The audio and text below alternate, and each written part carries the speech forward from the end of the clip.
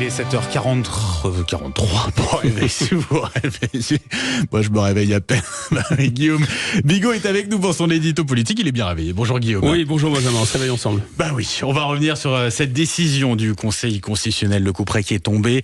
Conseil constitutionnel qui a décidé de censurer le projet de RIP, de référendum d'initiative partagée, présenté par les LR. En ce qui concerne l'immigration, cette censure était-elle prévisible, Guillaume ? Ah oui, je pense qu'elle était complètement courue d'avance, Benjamin.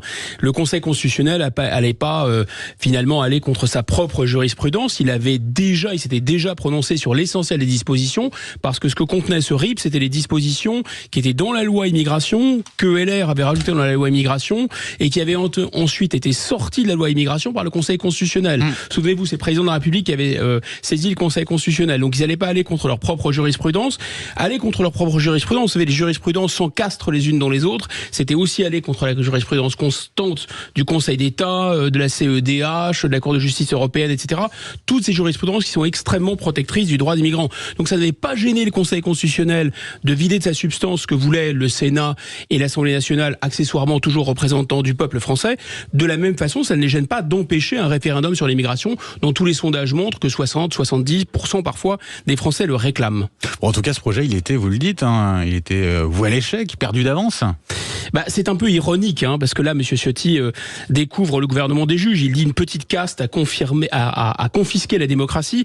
Mais en vérité, le référendum, c'est d'abord les LR, et pas n'importe quel d'entre eux, Nicolas Sarkozy, président de la République, qu'il avait réduite à portion congrue. Souvenez-vous, il avait jeté à la poubelle le résultat du référendum de 2005, et puis il avait fabriqué ce lot de consolation, si j'ose dire, qui est le référendum d'initiative partagée, et qui a justement été conçu pour ne pas être utilisé. Là, on n'en était qu'à la deuxième étape d'un processus qui en contient 4. Il en restait, si d'aventure le Conseil constitutionnel avait dit OK, il restait au LR tout un parcours du combattant, réunir 5 millions de signatures de Français en 9 mois, et puis ensuite, même si cette autre étape était franchie, le président de la République aurait pu choisir entre un référendum ou une voie parlementaire, et on sait ce qu'il aurait choisi. Alors pourquoi les LR ont décidé d'initier cette procédure si elle était vouée à l'échec ?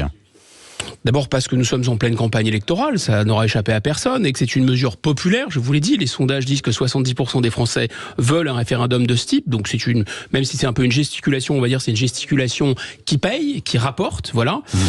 Ensuite, c'est quand même un moyen aussi de se venger contre Emmanuel Macron, qui précisément leur avait joué un mauvais tour, et c'est pas le premier depuis 2017 au LR, en vidant de sa substance la loi immigration qu'ils avaient transformée, les LR.